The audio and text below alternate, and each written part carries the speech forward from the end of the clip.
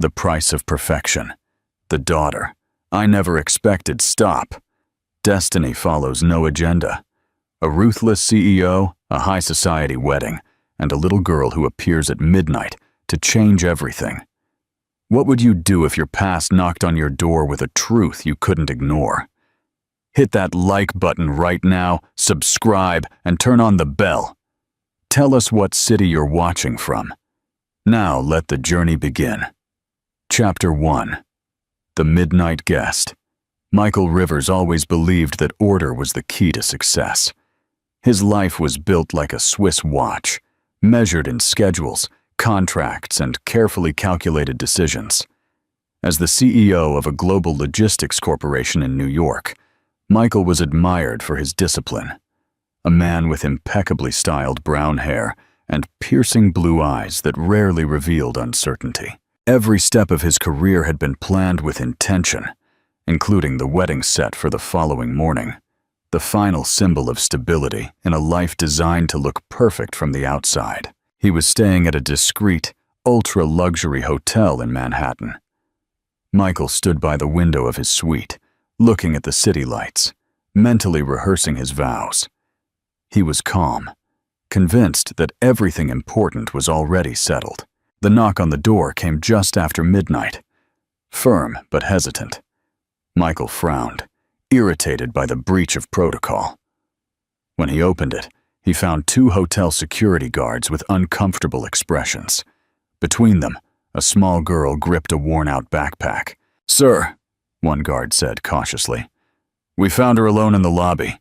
She insists on speaking with you." Michael's irritation turned to confusion. The girl was no more than 5. Her blonde hair was slightly tangled, and her blue eyes looked at him with a haunting seriousness. There was no fear in her expression, only determination. "She says you are her father," the guard added in a low voice. Michael let out a dry laugh, convinced it was a mistake, but the sound died in his throat as the girl took a step forward. She studied him, searching for her own features in his face, and in that instant, something inside Michael shifted. A sense of recognition he couldn't explain. "My name is Sophie," she said softly. "My mommy told me to find you if anything happened to her."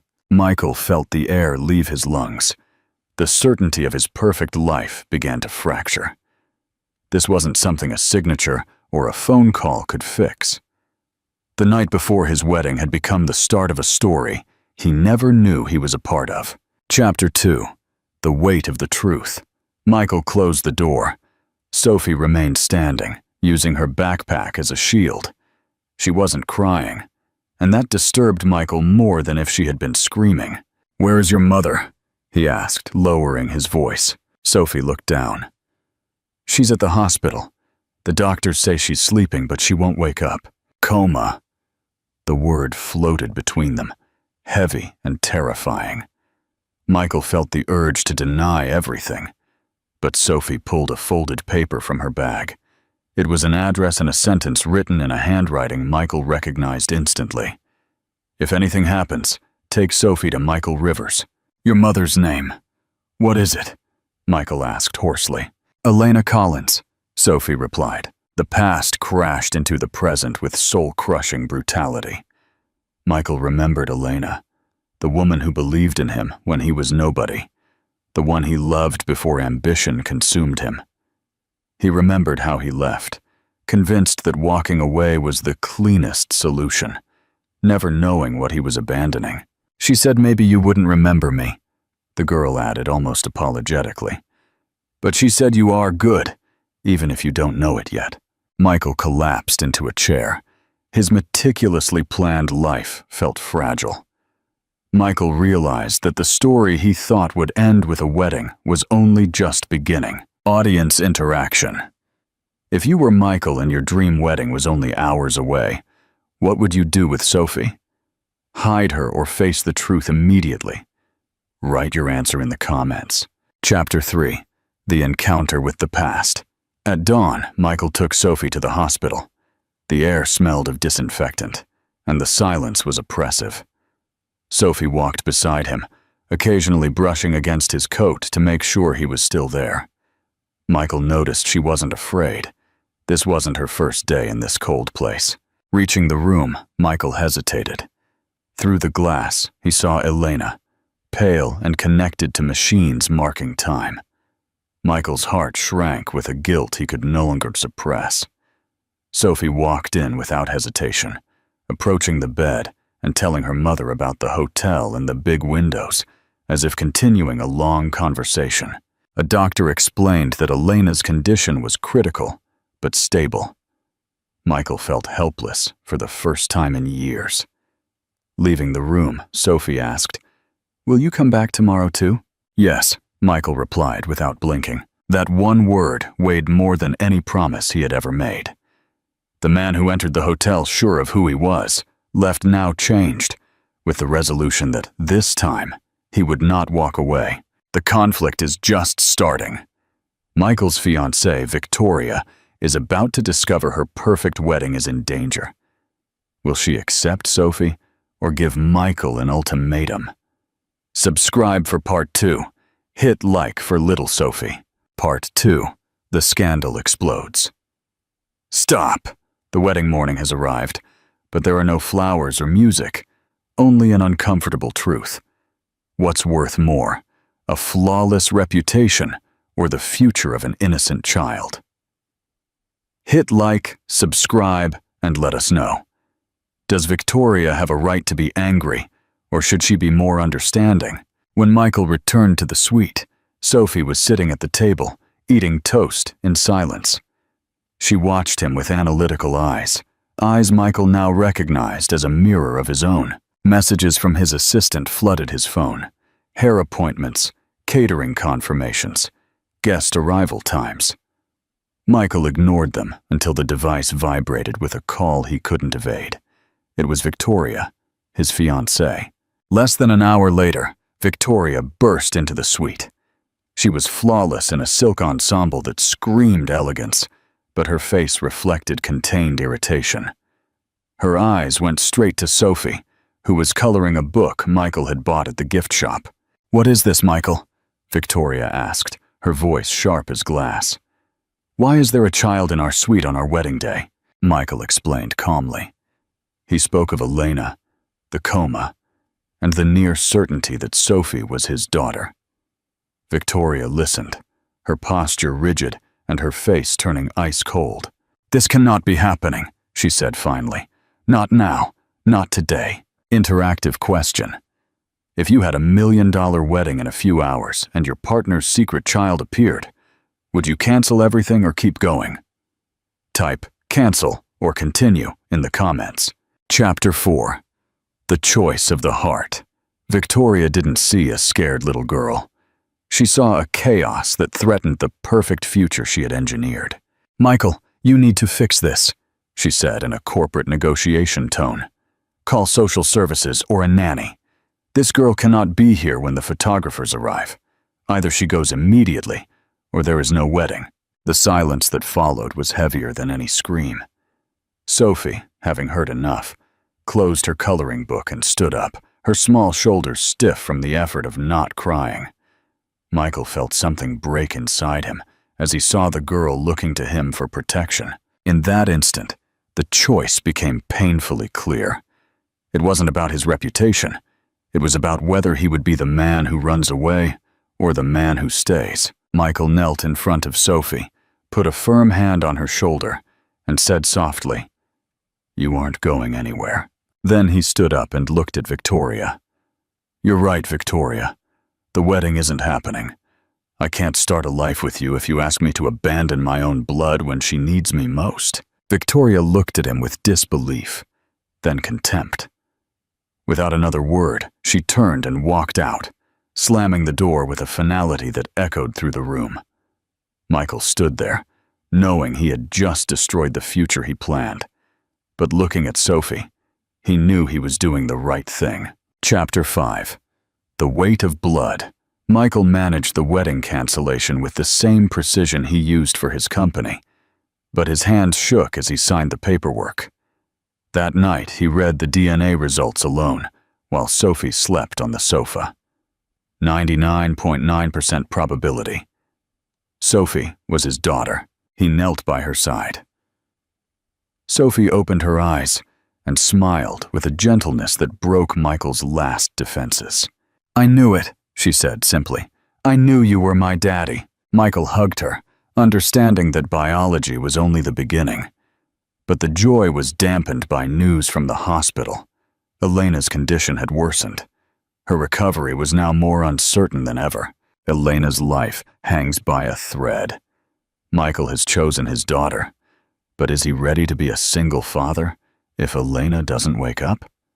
Subscribe for part 3. Hit like for Michael's strength. Money can't buy time.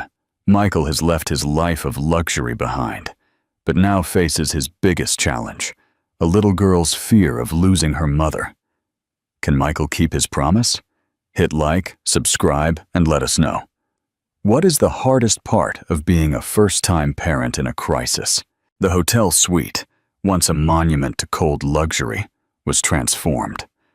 Sophie's shoes by the door and her drawings on the oak desk were constant reminders that Michael's life no longer belonged only to him.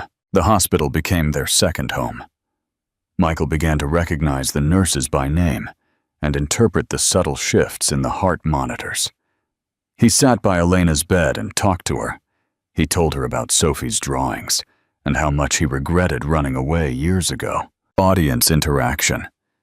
Do you think the love and words of a loved one can help someone wake up from a coma? Type yes or hope in the comments. One day, Michael ran into Mark, Elena's younger brother, who looked at him with pure hatred. "What are you doing here, Rivers?" Mark spat. "Elena spent 5 years raising that girl alone because you decided your career was more important. You don't get to play Dad of the Year now." "You're right, Mark," Michael responded, with a calmness that surprised the young man. "I have no right, but I have a daughter who trusts me, and a woman I owe the rest of my life to. I'm not going anywhere." The miracle of the voice. One afternoon, as Sophie read Elena her favorite story about a brave dragon, the impossible happened. Elena's hand, which had been motionless for weeks, gently brushed her daughter's hand. Michael jumped from his chair. He saw Elena's eyelids flutter. Sophie screamed, "Daddy, Mommy's moving!" The doctor rushed in. Michael waited in the hallway, praying for a chance he wasn't sure he deserved. Finally, the doctor emerged with a tired but hopeful expression. "She's regained consciousness. It's a slow process, but she's here." When Michael entered the room, Elena opened her eyes. She looked at Sophie and smiled. Then, her eyes settled on Michael.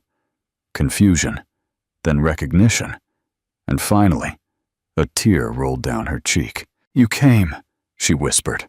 "I never should have left, Elena," Michael replied, taking her hand. "I promise you, this time, the whole world can wait. We aren't moving from here. Hope has returned, but the road to recovery will be long. Can Michael rebuild his relationship with Elena? Subscribe for part 4. Victoria's reaction to Elena waking up will shake Michael's company to its core. Love on trial. Elena is back, but the outside world isn't ready to forgive Michael. Can he protect his empire and his family at the same time? Hit like and let us know. Is it possible to love someone again after they abandoned you? Michael had stopped going to the office. His board of directors was furious. Stocks began to plummet due to the canceled wedding with Victoria, whose family owned a large portion of the Allied shares. Michael was risking the empire he built, but looking at Elena and Sophie, he felt he was winning a much greater fortune. Chapter 8. Victoria's final attack. Victoria was not a woman who accepted defeat in silence. Publicly humiliated, she played her last card, a lawsuit for breach of marriage contract and a media smear campaign, accusing Michael of mental instability and hiding a double life to defraud investors. A lawyer entered the hospital room. "Mr. Rivers, the board requests your immediate resignation." Michael took the paper calmly. Michael looked at Elena. Michael, if you lose your company because of us, she began. It's not because of you, Elena. It's for my own redemption, Michael replied. I spent years building glass walls. Maybe it's time they break, so we can see the sunlight. Interactive question. What would you do? Fight for the CEO position, or resign to dedicate yourself 100% to Elena and Sophie? Type company or family in the comments. Or Chapter 9, The Judgment of the Heart. Michael called a board meeting in the hospital room. Standing before the men in gray suits and a fire-eyed Victoria, Michael spoke with an honesty he had never used before. You say I'm unstable because I chose my daughter over a luxury ceremony, Michael said firmly. I say I'm finally stable because I know who I am and where I belong. If you want me to lead, I will do it from here, taking care of the only thing money can't buy, my family. The board fell silent. Michael's determination was unshakable. Victoria, seeing she couldn't break him with financial threats, walked out, realizing Michael no longer lived in her world of appearances. Chapter 10, A Future Without Schedules. Months later, Michael Rivers's life looked very different. Though he was still CEO, he had delegated most tasks to be home by 5 p.m. Do you ever regret not having that perfect wedding? Elena asked him one afternoon in their new garden. Michael drew her close. That wedding was a contract. This life is a blessing. I learned that perfection isn't that nothing fails. It's being with the right people when everything seems to fall apart. The Alpine Rebirth. Destiny gives no rest. A routine checkup reveals a neurological issue from Elena's coma that requires a year of treatment in Switzerland. Can you buy life with love? Hit like and comment strength below. Michael knew what this meant. He couldn't lead a New York firm from the Swiss Alps. That night, he drafted a document he never thought he'd write. His irrevocable resignation and the sale of his shares. What are you doing? Elena asked. I'm buying our future, he replied. I've sold everything. We have enough for your treatment and to live quietly for the rest of our lives. Interactive question. Is Michael a hero for leaving his company again, or irresponsible for losing his legacy? Type hero or legacy. 6 months later, the New York skyscrapers were replaced by the snowy peaks of the Swiss Alps. Michael lived in a small house near the clinic. Victoria tried to buy his shares to control the company, but Michael ensured they were sold to Mark, Elena's brother, giving her family the power he once took away through indifference. One winter afternoon, Elena walked out of the clinic without a cane. Sophie ran into the snow to hug her. We made it, Michael, Elena whispered. No, Michael replied, looking at his daughter. Sophie made it. She was the one who knocked on that hotel door. She's the one who saved us all. The circle closes. 15 years have passed. Little Sophie is all grown up. What legacy did the man who gave it all up leave behind? Hit like for this epic finale. Rate this saga from 0 to 10 in the comments. Today, Sophie Rivers, 20 years old, stands at a university podium for her valedictorian speech. In the front row are Michael, now with silver hair and an air of total peace, and Elena, radiant. My father used to say order was the key to success, Sophie says into the mic. But life taught him that success isn't a perfect schedule. It's the ability to stop everything when someone you love needs you. After the ceremony, Michael takes them back to the Manhattan Hotel, where it all began. They stand in the lobby where security first brought him a 5-year-old girl. You know what I thought that night? Michael asks Sophie. I thought my life was complete. I had no idea it was empty until you walked through that door. And I thought you were a giant. Sophie laughs. But it turns out you were just a man waiting to be rescued by his daughter. The true achievement. The night ends on the terrace. Michael no longer sees numbers in the city lights. He sees homes, stories, and the fortune of being present. Would you do it again, Dad? Would you leave it all on your wedding night? Michael looks at Elena, then Sophie. Daughter, I didn't leave anything. That night, I finally found everything. Part 6. The Final Legacy. Beyond the Shadows. Stop! These are the final scenes of this emotional journey. Michael Rivers gave up an empire for his family. But what is the true legacy he leaves behind? Hit that like button and subscribe right now to witness the most fulfilling conclusion yet. The empty chair. Sophie's graduation from Columbia University wasn't just an academic milestone. It was a victory of love over logic. As Sophie stood on the stage as valedictorian, she looked down at the front row. Her father, Michael, sat there beside her mother, Elena. But there was one empty chair next to them, with a single white rose placed on the seat. It was the chair reserved for the choice, a silent reminder of the midnight knock that changed everything 15 years ago. Act 1. The unexpected letter. A few weeks after the ceremony, Michael received an overnight package from a high-profile law firm in London. Inside was the final will and testament of Victoria's father, who had passed away months earlier. It turned out the old man had been silently watching Michael for 15 years. He left a confession letter. Michael, I hated you for years for humiliating my daughter. But as I watched you throw away a billion-dollar empire to save Elena and raise Sophie, I realized I was wrong. You aren't a failure. You are the only man I've ever known with the courage to be human in a world of machines. Along with the letter was a 10% ownership stake in Michael's original corporation, a fortune large enough for Sophie to build anything she desired. Act 2. Sophie's decision. Michael handed the documents to his daughter. This is yours, Sophie. This is the result of my hard work, but it's the legacy of your mother's perseverance.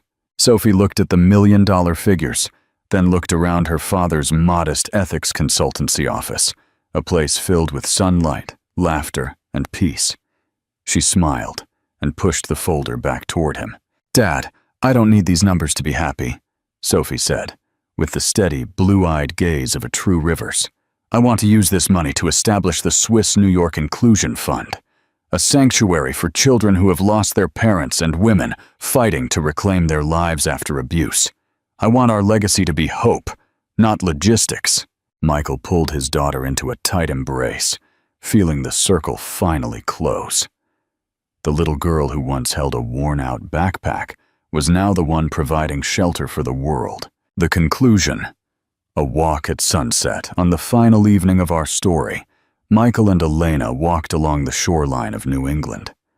The waves whispered, as if echoing the highs and lows they had survived. Do you ever regret telling Sophie to find me that night? Michael asked, squeezing his wife's hand. Elena stopped, looking into his eyes. Eyes that were once cold as steel, but were now overflowing with warmth. It was the most desperate gamble of my life, Michael. I was terrified you would turn her away. But I'd rather she tried once than never know who her father truly was. I'm the one who should thank you, Michael whispered. If that door hadn't opened that night, I would still be a lonely Swiss watch in a cold penthouse. Sophie didn't just save your life. She saved my soul. In the distance, Sophie was playing in the sand with Mark and the children from the foundation. The setting sun painted the ocean in gold, signaling the end of an old era and the dawn of a bright, honest future. Part 7. Generations of Grace. The Final Circle. Stop. This is the absolute final chapter of the Rivers family saga. You've seen the betrayal, the sacrifice, and the rebirth. Now, witness the miracle that proves love never truly ends. Hit that like button and subscribe for the last time on this journey. Rate the full series 0-10. The Wedding Under the Oak. 25 years have passed since the night a little girl in a worn-out backpack changed history. Today, the setting is the garden of the Rivers family home in Vermont. A massive white oak tree stands in the center, its branches decorated with fairy lights. Sophie, now 30, and a world-renowned human rights advocate, stands under the tree in a simple, elegant lace gown. But she isn't the one getting married. She is standing as the maid of honor for a woman whose presence here is a miracle in itself. The bride walking down the aisle is Lily, a young woman who was the first child rescued by Sophie's Inclusion Fund years ago. And the man waiting for her at the altar? He is the son of Mark, Elena's brother, cementing the bond of a family that was built on choice, not just blood. Act 1. The unexpected guest. As the ceremony begins, a sleek black car pulls up to the gate. A woman steps out.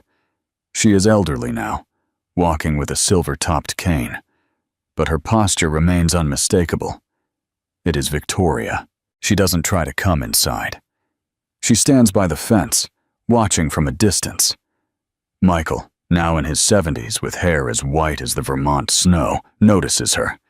He glances at Elena, who gives him a soft, knowing nod. Michael walks to the gate. There are no lawyers this time, no contracts, no cameras. "You came," Michael says gently. "I heard about the wedding," Victoria whispers, her voice brittle. "I just wanted to see what a real kingdom looked like one last time." "My father was right, Michael. You didn't lose. You were the only one who won." She hands him a small, heavy velvet box. "Give this to the bride. It was my mother's.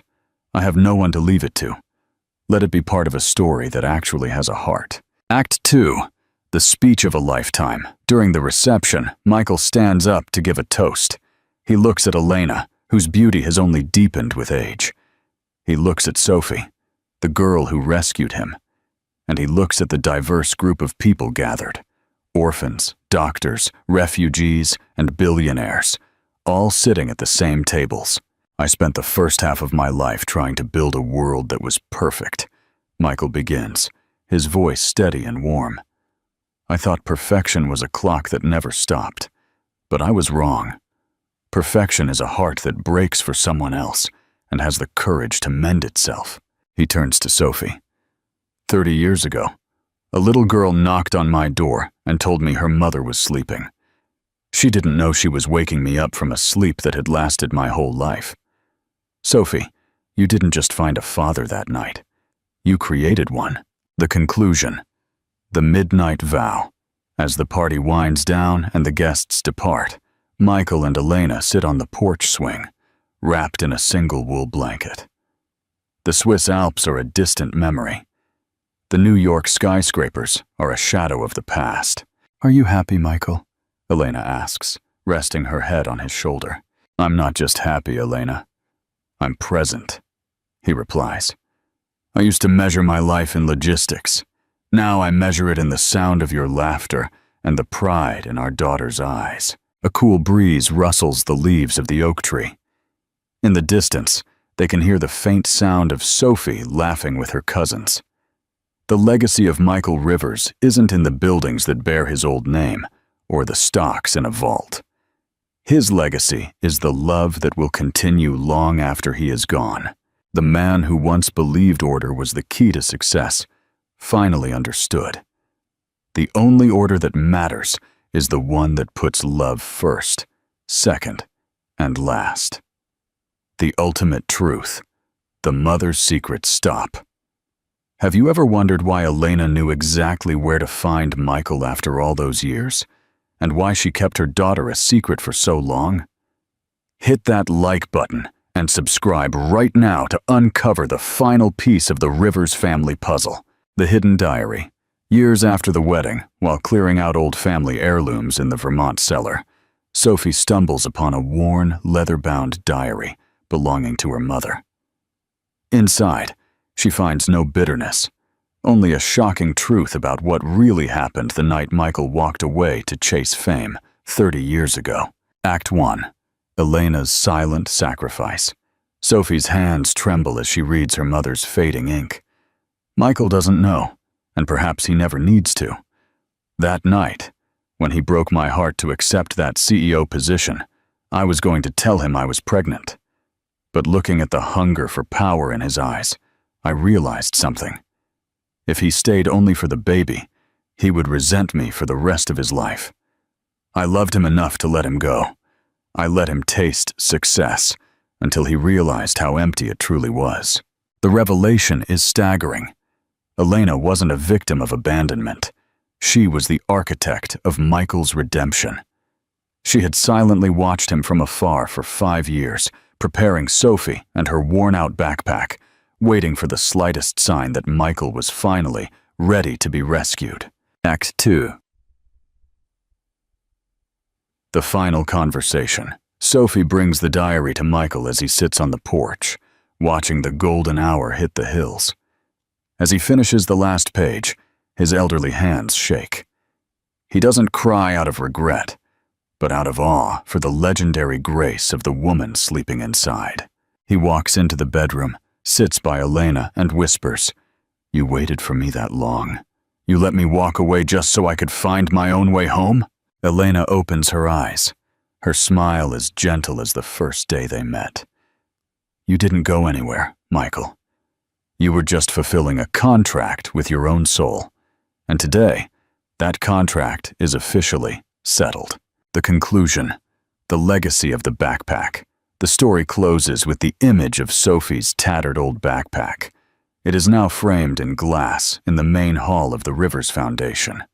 It is no longer a symbol of poverty, but a monument to the most important delivery Michael ever made, delivering himself back to love.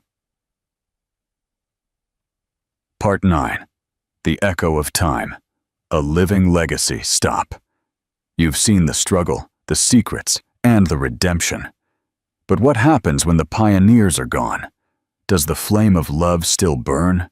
Or does the world return to cold logistics? Hit that like button and subscribe for this special tribute to the Sterling Rivers legacy. The Museum of the Heart. 50 years have passed since Michael Rivers first opened that hotel door to his daughter. The Gold Coast penthouse is long gone, replaced by a modern landmark in the heart of Chicago, the Rivers Institute of Human Logistics. Inside, a group of young students stands before a glass case. Inside that case sits a tattered, faded backpack. "Is it true?" a student asks. "Did the great Michael Rivers really give up everything for what was inside that bag?" A woman in her late 40s walks up. She has her grandmother's radiant smile and her grandfather's piercing blue eyes. This is Elena Sterling Hayes II, Sophie's daughter. "He didn't give up everything," she says softly. "He traded a world of things for a universe of meaning." Act 1. The Unseen Influence. The world is different now. The clean water technology Julian and Leo secured is now a global standard, provided free to every nation. The inclusion fund Sophie built has evolved into a global network of resilience centers. But the real miracle is discovered in Michael's personal archives, which were opened to the public on the 50th anniversary of his passing. Among the boring tax documents and corporate filings, they find thousands of handwritten letters. They weren't letters to politicians or bankers. They were letters to Victoria. For 30 years after the day they reconciled in the garden, Michael had sent Victoria a letter every month. He didn't send money or advice. He sent stories of the children he was helping, the flowers Elena was growing, and the sunsets they watched. He had kept his vow to her, to help her find redemption through his example. Act 2. The Final Revelation. One letter, dated just days before Michael passed away, was addressed to the future leaders of his foundation. "I was once a man of schedules and steel," it read. "I thought I was building a castle, but I was actually building a coffin. It took a knock at midnight to show me that the only delivery that matters is the one you make to your own soul. If you find yourself lost in the numbers, look for the person who needs you. That is where your true empire lies." Sophie, in her final years, had added a postscript to that letter. "My mother Elena didn't just give me a backpack.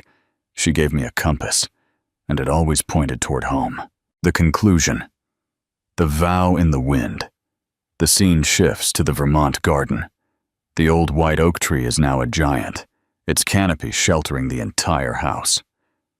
A young couple, both volunteers at the foundation, are sitting on the porch swing Michael once occupied. "I want to build a life like theirs," the young man says, looking at the plaque dedicated to Michael and Elena. "Then we start with the truth," the girl replies, taking his hand. The wind rustles the leaves of the oak tree, carrying the faint echo of laughter. The Sterling River's name is no longer associated with billionaire tech or cold logistics. It is a synonym for the courage to change.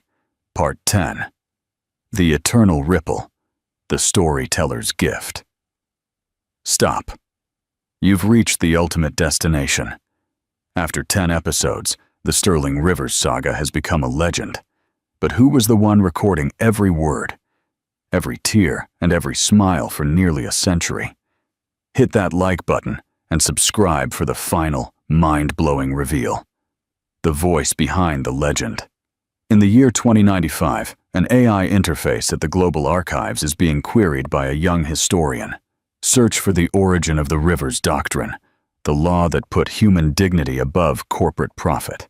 The AI processes billions of files and finally displays an old, grainy video file from a simple smartphone. It's the video Maya, Elena's sister, took at the hangar when Julian was confronted by the lawyers. A voice narrates over the images. "I took this video not to document a scandal, but to witness a rebirth.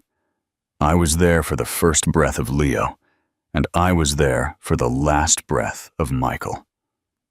My name is Maya, and this is the final piece of the puzzle.